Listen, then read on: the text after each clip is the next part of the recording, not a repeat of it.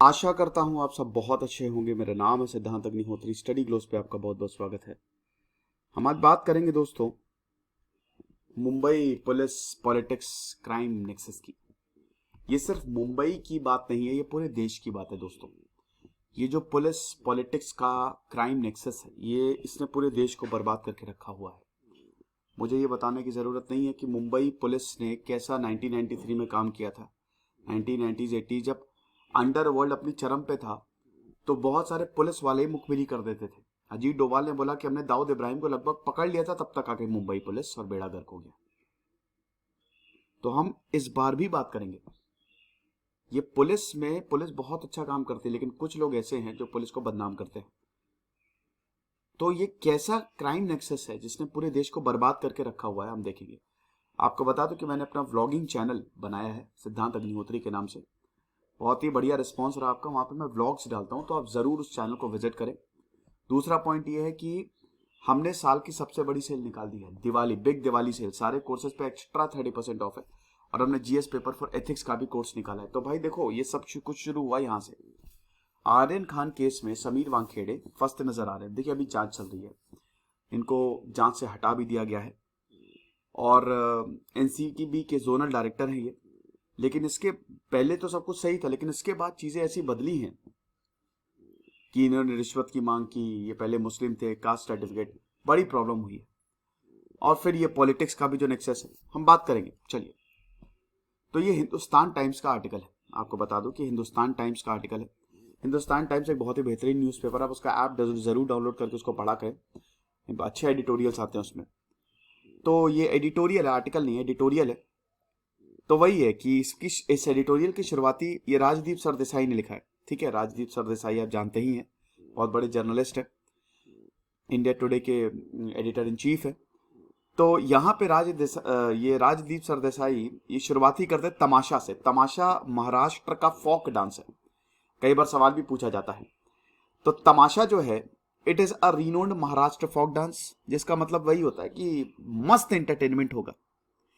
लेकिन अभी जो पिछले महीनों में हमने तमाशा देखा है, ये पूरा महीना जो अक्टूबर का गया, अक्टूबर का महीना, मुझे कमेंट बॉक्स में बताओ किस किस का अक्टूबर का महीना मनहूस गया। यार मेरा तो इतना बेकार गया अक्टूबर, मतलब समझ ही नहीं आया क्या हुआ। अजीब सी नेगेटिविटी। नवंबर बढ़िया गया, बट आमतौर पे अक्टूबर बहुत बढ़िया जाता है। नवरात्रि होती है, खुशियों का माहौल होता है, बट इस बार पता नहीं क्या हो गया। आप मुझे कमेंट बॉक्स में बताना कि आपके साथ भी ऐसा, आपने भी ऐसा फील किया। तो वही है कि कुछ महीनों में हमने तमाशा, पॉलिटिकल तमाशा देखा है, जो कि महाराष्ट्र में हुआ। अब यहां पे हुआ क्या कि एक जो टॉप कॉप है, ठीक है, भाग गया वो, होम मिनिस्टर को एक्सटॉर्शन, पैसे के लेने के केस में ये लगा दिया। होम मिनिस्टर के ऊपर ये आरोप लगा कि भाई ये पैसे लेते हैं। एनसीबी के ऑफिसर पे, समीर वानखेड़े पे ये आरोप लगा कि ये पैसे लेते हैं। आर्यन खान केस ने बहुत कुछ खोल के रख दिया है। डेप्यूटी चीफ मिनिस्टर की जो प्रॉपर्टी है, दैट इज अंडर स्कैनर। वहां अलग इन्वेस्टिगेशन चल रही है। चीफ मिनिस्टर की जो बीवी है, चीफ मिनिस्टर की बीवी जो है, वो भी इस पॉलिटिक्स में आ गई है। यानी कि सब कुछ हो रहा है। It's a share nexus of politics, police and crime. कैसे पॉलिटिक्स पुलिस को सपोर्ट करती है या पुलिस के ऊपर प्रेशर बनाती है, और उसके बाद क्राइम का जन्म होता है। मान लीजिए कोई क्राइम हुआ, बहुत बड़ा क्राइम हुआ। अब जैसे कोई भी केस मान लेते हैं। अब मान लीजिए कि वहां पे क्राइम हुआ, मान लीजिए कि बोला गया कि भाई ये बहुत बड़ा गड़बड़ हुई है यहाँ पे। अब अगर वो क्राइम करने वाला कोई बड़ा आदमी हुआ है, पॉलिटिकल पार्टी से हुआ, तो उसको पॉलिटिक्स बचाएगी। ये होता है।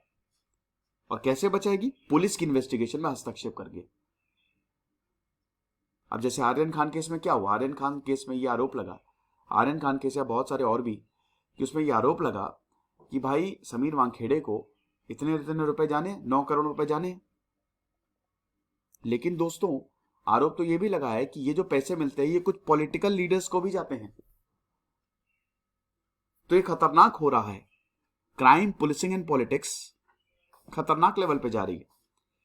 तो समीर वानखेड़े आईआरएस ऑफिसर थे भाई, इंडियन रेवेन्यू ऑफिसर है। समीर वानखेड़े की कंट्रोवर्सी की बात करें तो 2008 बैच के आईआरएस ऑफिसर हैं, की ड्रग बस्टर हैं। पहले ये रेवेन्यू डिपार्टमेंट में थे और वहाँ पे इन्होंने काफ़ी अच्छा काम किया। काफ़ी बड़े बड़े जो बॉलीवुड स्टार्स थे वहाँ पे रेड मारी, लेकिन आरोप इनके ऊपर हमेशा लगते रहे। ऐसा बोला जाता था कि ये समीर वानखेड़े हमेशा लैम लाइट में रहना चाहते हैं, इसीलिए एक अच्छी रेपुटेशन थी कि ये अमीर और फेमस लोगों पे नकेल कसते हैं। लेकिन इनके क्रिटिक्स अक्यूज करते हैं इनके कि हरास करते हैं, ग्लैमर वर्ल्ड को हरास करते हैं। सपोर्टर्स क्रेडिट करते हैं कि भाई देखो रूल ऑफ लॉ है ये, चाहे जो भी हो। हरास का क्या मतलब है? चाहे जो भी हो, चाहे बड़ा हो, हम तो उसको जेल में डालेंगे अगर उसने कुछ गलत किया तो। अब लेटेस्ट कंट्रोवर्सी यही है शाहरुख खान आर्यन खान की। भाई 2 अक्टूबर को जब क्रूज शिप पे रेड मारी तब सब कुछ बदल गया। आर्यन खान जो कि शाहरुख खान के बेटे, उनको गिरफ्तार किया गया। अब उसके बाद चीजें सब कुछ सही जा रही थी। फिर आगे नवाब मलिक, एनसीपी के लीडर, और नवाब मलिक ने, हालांकि नवाब मलिक के ऊपर खुद भी आरोप लगता है कि अंडरवर्ल्ड के लिंक है इनके। ये भी आपको बता दूं, नवाब मलिक के ऊपर भी आरोप लगता है कि इनके भी अंडरवर्ल्ड से लिंक है। तो जब एक्चुअली हुआ क्या कि समीर वानखेड़े के ने नवाब मलिक के जो दामाद, उनका नाम है समीर खान, 8 महीने तक उनको जेल में रखा। मतलब 8 महीने तक उनको ये है कि यही ड्रग केस में इनको गिरफ्तार किया। बाद में कोर्ट ने उनको बरी किया, वह कि शायद वो हर्बल पाउडर था। तो जब मलिक ने डॉक्यूमेंट्स को प्रोड्यूस किया और वानखेड़े को फ्रॉड और एक्सटॉर्शन केस में बोला कि भाई ये तो फ्रॉड है और ये एक्सटॉर्शनिस्ट है, वहां से चीजें बदली ये चीज। अब उसके बाद तो अभी जैसे ही हुआ तो मीडिया में आपने देखा क्या सर्कस चल रहा है।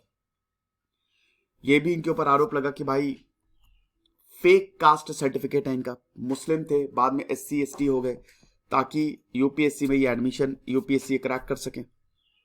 ये भी इनके ऊपर आरोप लगा। तो अब ये सब कुछ हुआ है, नवाब मलिक ने तगड़े आरोप लगाए, मुंबई ने SIT बिछाई, एनसीबी ने इंटरनल प्रोब, और समीर वानखेड़े को जांच से हटा दिया गया। अब यहां पे जब समीर वानखेड़े से पूछा गया तो उन्होंने सब डिनाई किया।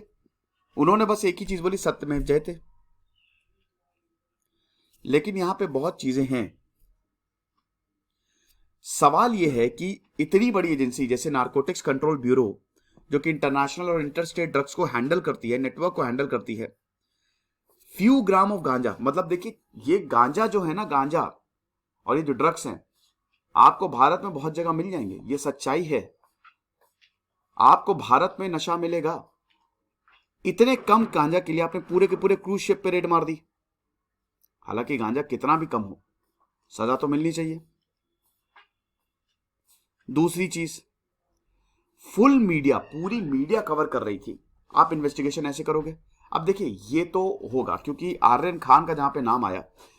अब यहां पे आरोप बहुत ज्यादा लग रहे हैं। आरोप ये कि पहली बात तो आर्यन खान का नाम ही लिस्ट में नहीं था, अरेस्ट लिस्ट में नहीं था, लेकिन उनको गिरफ्तार किया गया। बहुत चीजें हैं, उसमें फिलहाल हम नहीं जाते हैं। फिर उसके बाद IRS ऑफिसर को फंड्स कहां से मिले? ये ऐसी जो लाइफस्टाइल है, कहां से भाई? 3000 किलोग्राम हीरोइन जो Adani air operated Mundra airport पे आया था,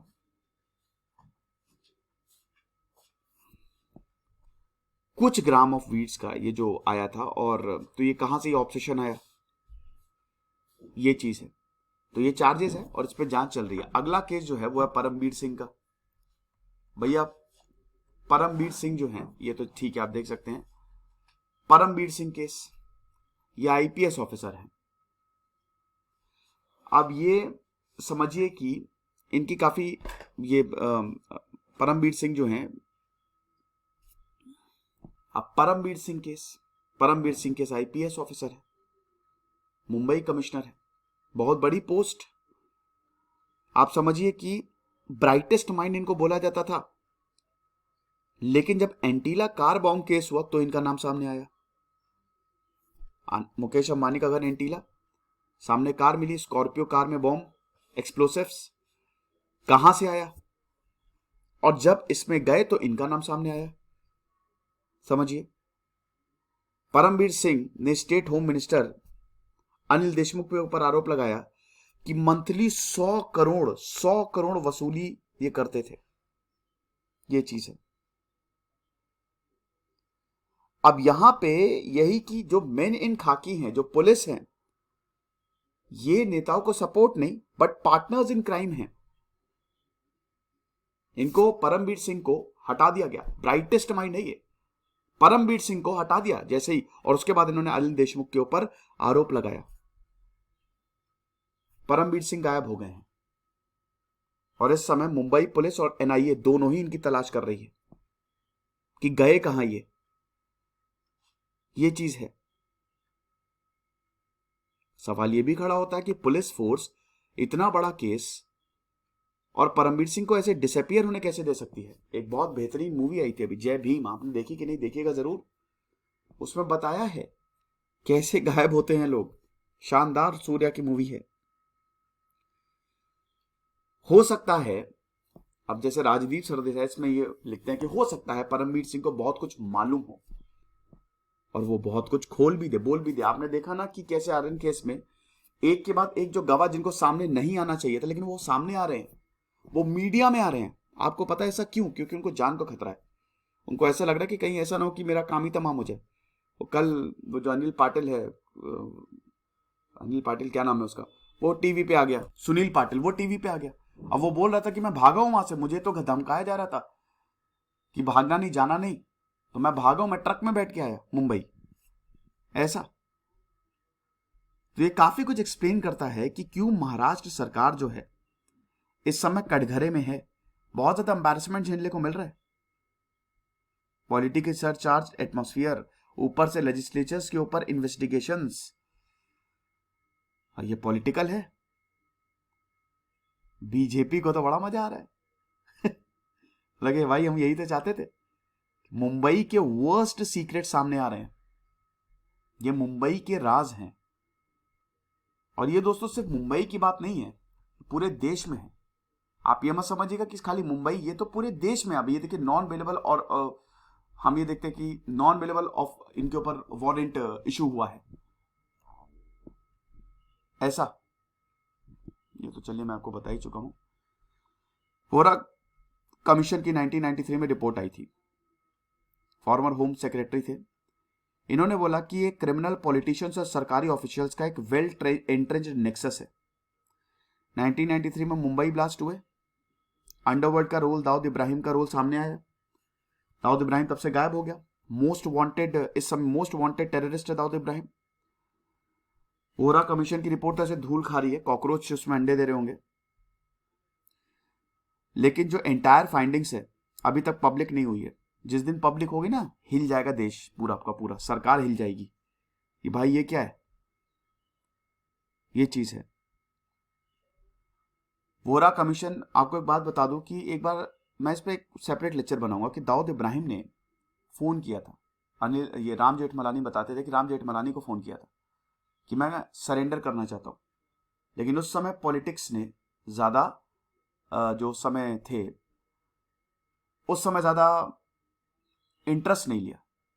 तो राम जेठमलानी का ये आरोप है कि दाऊद इब्राहिम को बचाने की कोशिश की जा रही थी। इन बिटवीन द लाइंस आप ये समझ सकते हैं ये चीज। तो वही है कि जिस तरीके से आपने देखा कि आर्यन केस में कितना कुछ हुआ, सब लोग आए ग्लैम लाइट में, वैसे भाई मुंबई पुलिस भी आ गई। तो ये जो क्राइम पॉलिटिक्स का नेक्सस है ना, और पुलिस का नेक्सस है, ये हमारे देश को बर्बाद कर रहा है। इसको ठीक कैसे किया जाए? इसको ठीक करने का एक ही तरीका है, ये आप देख सकते हैं कि रिपोर्ट क्या, पॉलिटिशियंस और मॉब बॉसेस के बीच में nexus, bureaucrats, mafia, political class nexus, non state actors, gangsters, transaction between gangsters and politicians. आपको क्या लगता है ये जो है ना, आपको बता दूं कि ये जो गैंग लीडर्स हैं कहां इतने दोस्तों, बस एक दिन लगता है अगर पुलिस अपने पे आ जाए, या लीडरशिप, मैं भी बताऊंगा कि किसको ऐसे खत्म कर सकते हैं। अगर आ जाए ना अपने पे, 1-2 दिन के अंदर सब साफ हो जाएंगे। किसी की इतनी औकात नहीं है कि आप सर उठा के जी लो। मतलब जो ये बुरे लोग हैं सब जेल के अंदर, या सबको ठोक दिया जाएगा, एनकाउंटर। लेकिन ऐसा होता नहीं है। क्यों? बहुत पैसा जाता है यार, ये पूरा चेन है। गैंगस्टर्स, ये जो गैंगस्टर्स थे ना 1990s में, मुंबई पुलिस की बहुत बुरी हालत थी। जो ईमानदार थे वो भी काम नहीं कर पा रहे थे, क्योंकि पुलिस के अंदर ही बहुत सारे ऐसे ऑफिसर्स थे भाई। पुलिस, आप समझिए कि ऐसी हालत थी कि पुलिस को एक सीक्रेट टीम बनानी पड़ती थी जो पुलिस वालों को ही पता नहीं होती थी, कि अगर पता लग गया तो गैंगस्टर्स को पता चल जाएगा। ये गैंगस्टर्स खूब पैसा देते थे, और ये पैसा किसको जाता था? पॉलिटिशियंस को। और अभी भी वैसे ही वही चेन है। तो इसको हम तभी सही कर सकते हैं जब एक बढ़िया लीडरशिप आए, जब एक ऐसा ईमानदार ऑफिसर या ईमानदार लीडर है, पॉलिटिकल लीडर है, जो चीजों को, जब तक लीडरशिप ईमानदार नहीं होगी, बातें बहुत हो गई, ईमानदारी बरतो, सख्त रहो, तभी ये बर्स्ट हो सकता है। और ये सबके लिए अच्छा है, क्योंकि लॉ एंड ऑर्डर इससे बना रहेगा। ये लेक्चर था, आई होप आपको पसंद आया होगा। खुश रहिए, पढ़ते रहिए। दिस इज सिद्धांत अग्निहोत्री, साइनिंग ऑफ।